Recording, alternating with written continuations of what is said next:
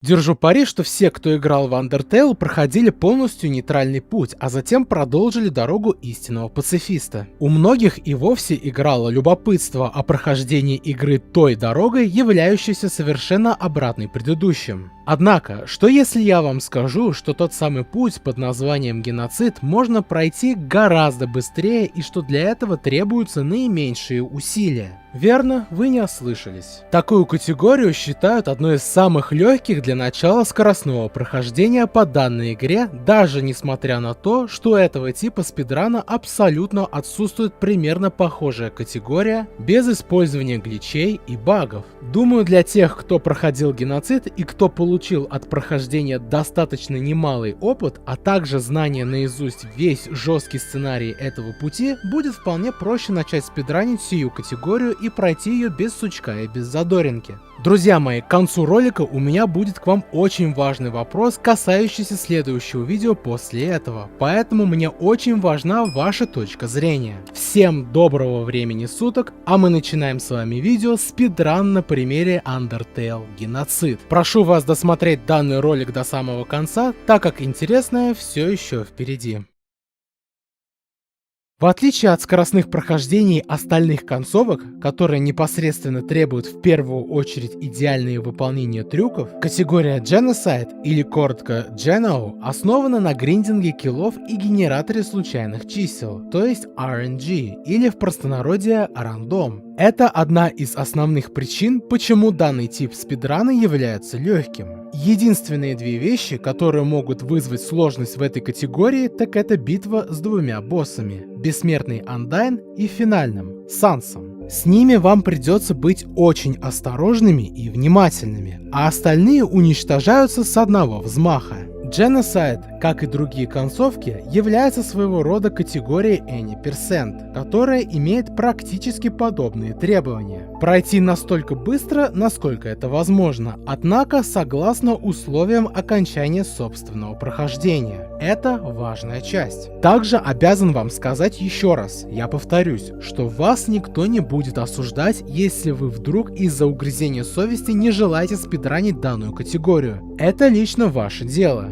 И снова я должен напомнить, что для быстрого пропуска текста вам нужна Linux-версия игры. Инструкцию для установки я оставлю в описании видео на русском языке, а также важные ресурсы для прохождения Undertale в том числе, которые вам могут пригодиться. А продемонстрирует нам спидран, известный еще с прошлого ролика, американский VR-холдер и раннер под ником Mr. Link 2K. Именно с его видео мы начнем разбирать забег. Итак, после нажатия варианта Yes, таймер делает свой старт. Кто смотрел мои видео спидран на примере Undertale и почему стоит сейчас начать спидран Undertale, тот, вероятно, уже знаком с некоторыми моментами, однако все по порядку. В самом начале все как обычно. Раннер заходит в первоначальный вход, встречает цветка, пропускает первые диалоги, быстро дважды натыкается на его пули для моментального пропуска, встречает Ториэль, следует за ней, одновременно скипая текст-боксы. В следующей комнате у нас вновь знакомая схема с переключателями. Как только раннер будет ближе к маленькому мостику, он держит сначала кнопку вверх, а затем вниз в одно и то же время. Это действие позволяет ему вращаться у верхней стены. Однако, как только раннер нажал на переключатель, он отпускает кнопку вверх.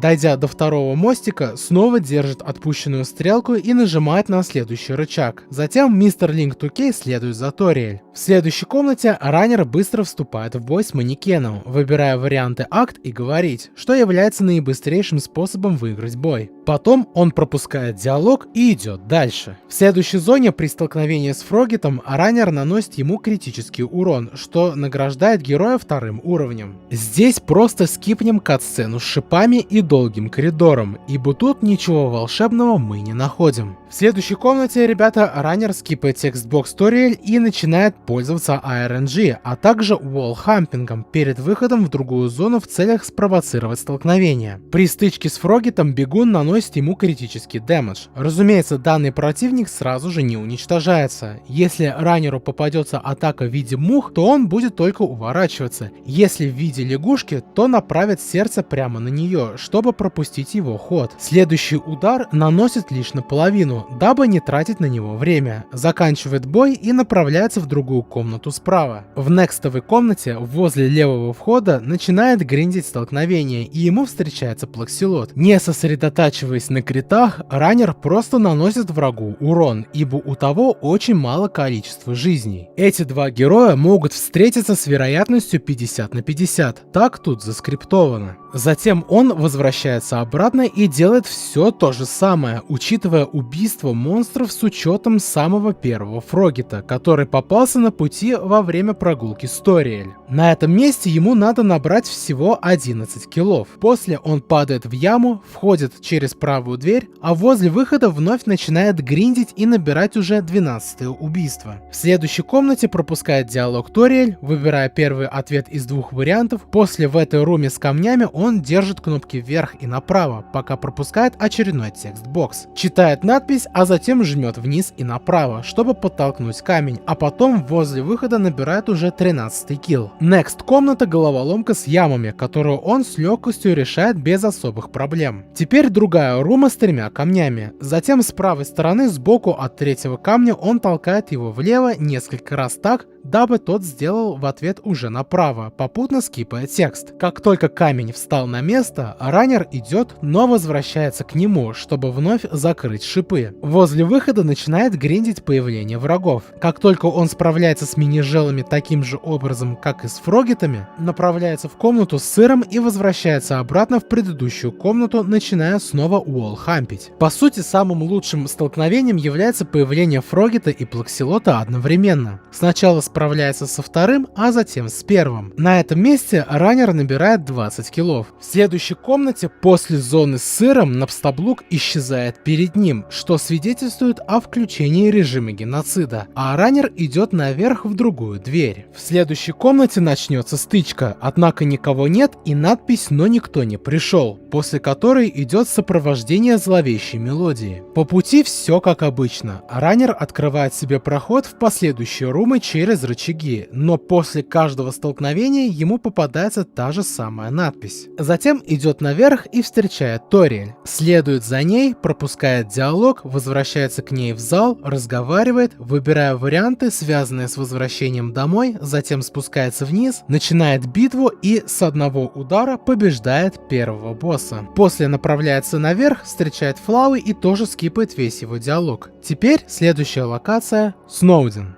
Кстати, забыл упомянуть, что во время прохождения геноцида большинство головоломок абсолютно решать не надо. Разумеется, кто же с геноцидником будет церемониться, согласитесь. Далее, дойдя до мостика, раннер скипает диалог Сансы и Папируса. В следующей зоне он сохраняется, пополняя хп, забирает и экипирует грубую перчатку для усиленной атаки. Затем он гриндит столкновение со Сноудрейком, поскольку сразу враг не появился. Во время драки раннер не критует по нему, а лишь атакует чуть сильнее, а на втором ходу уже слабее, но добивает противника. Здесь ему нужно получить 16 киллов. Далее направляется направо и скипает диалог. А здесь, кстати говоря, посередине дороги раннеру попадается 10% шанс, что у него зазвонит телефон. Ничего волшебного, он просто мэшет и пропускает текстбокс. Затем, до выхода отсюда, бегун сталкивается с айскапом и наносит ему критический урон. В следующей зоне встречает Дога и начинает битву. Раннер наносит лишь большой, но не критический урон по нему. Вероятно, он пытается сэкономить хоть какое-то время, доджит его атаку и добивает. Но напоминаю, что убийство Дога не в счет в количество киллов. В следующей локации раннер не наступает на лед, поскольку игра количество шагов не засчитает. Затем сталкивается с малым псом. Мистер Линк 2K кидает ему палку. Во втором ходу, не дожидаясь крита и даже средней атаки, он отправляет противника в нокаут. После драки идет направо. Здесь он лишь скипает диалог и направляется в то же направление. В грядущих 3 комнатах раннер также идет в правую сторону, попутно пропуская текст-боксы. Затем после снежного пазла он гриндит очередную драку. Здесь уничтожает всех противников, кроме Джерри.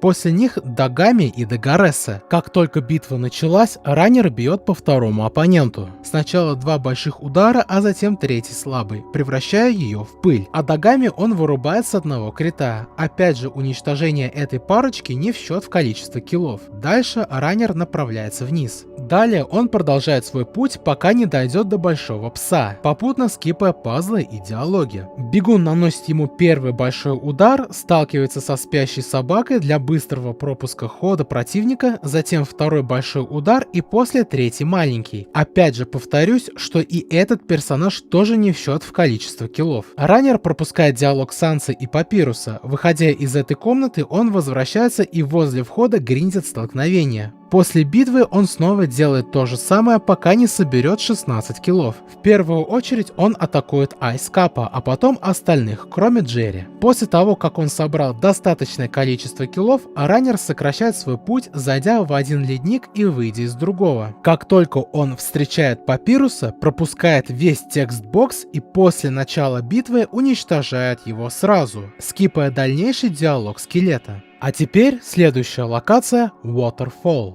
Затем раннер идет дальше до кат-сцены с Undyne. Однако, друзья, это одно из мест, где приходится делать гличи. В данной ситуации это Seagrass Skip.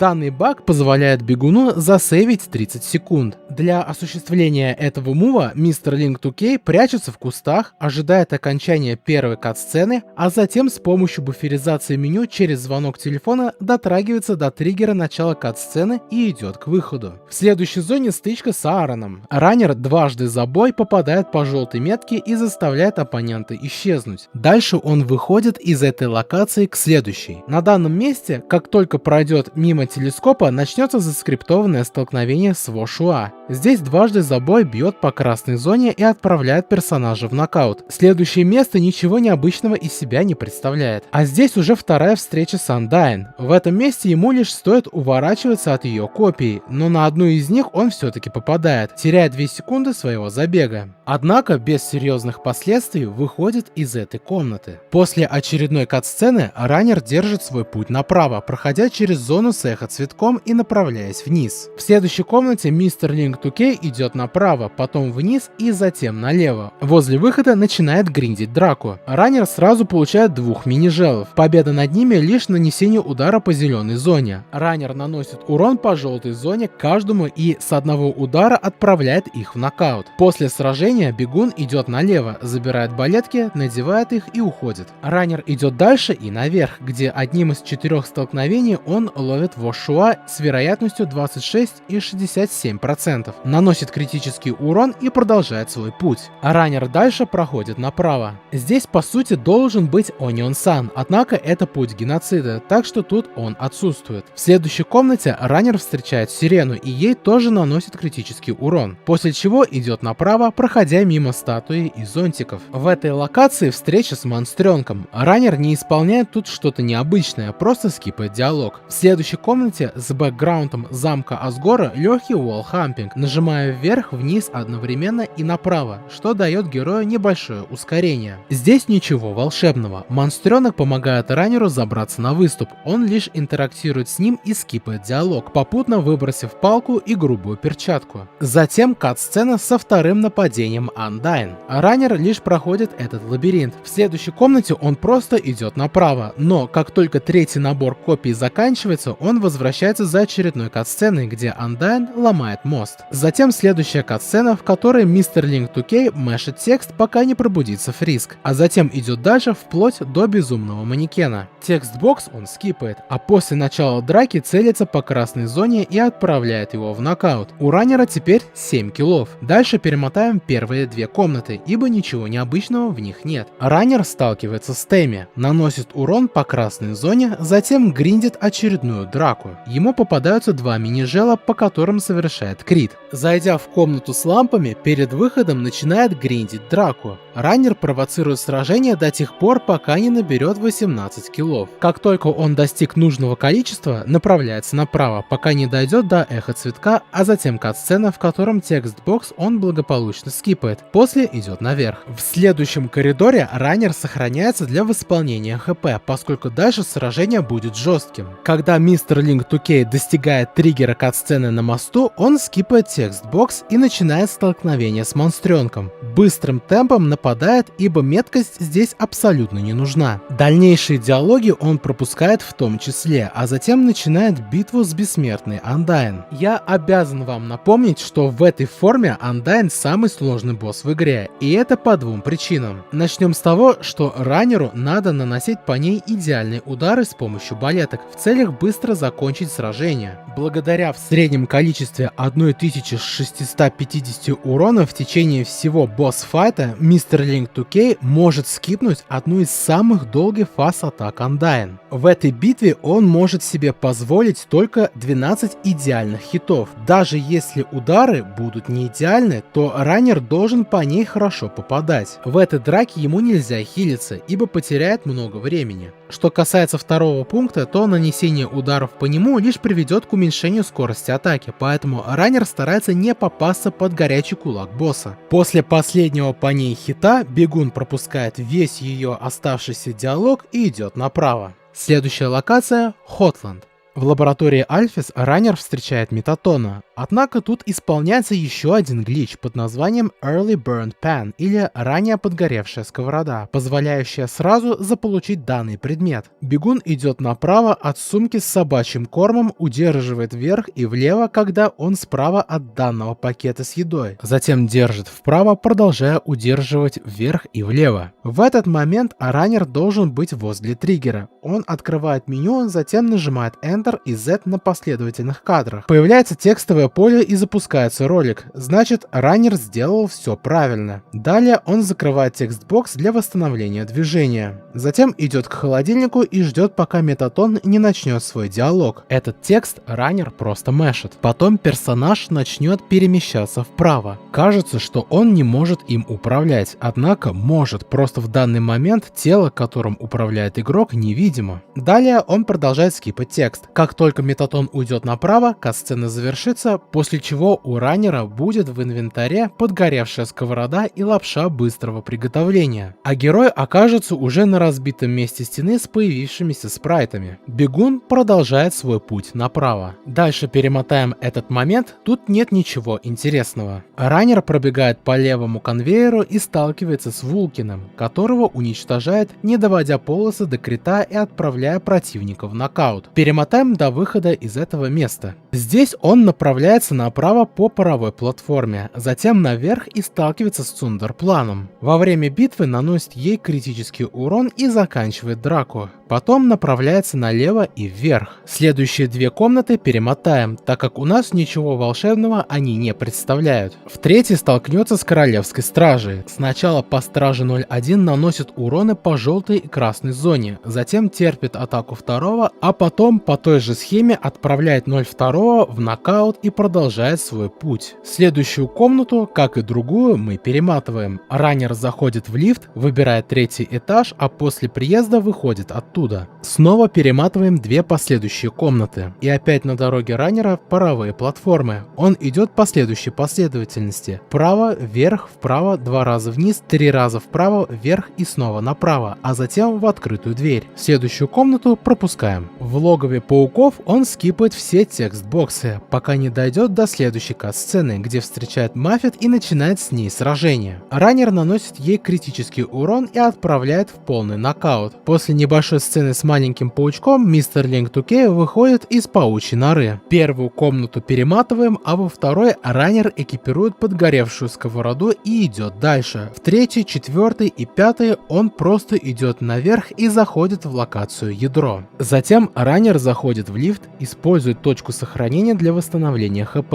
идет налево и начинает гриндить сражение. Это место заскриптовано, и определенные враги будут появляться здесь до тех самых пор, пока бегун не достигнет 25 киллов, а требуется ему всего 35. Для раннера самые актуальные столкновения будут противники троицы, поскольку за раз даст ему возможность убить 3 зайцев одним выстрелом. Однако тут все равно действует рандом. Вероятность появления астигматизма, финального фрогета и вимсалота и даже без третьего составляет 13,33%.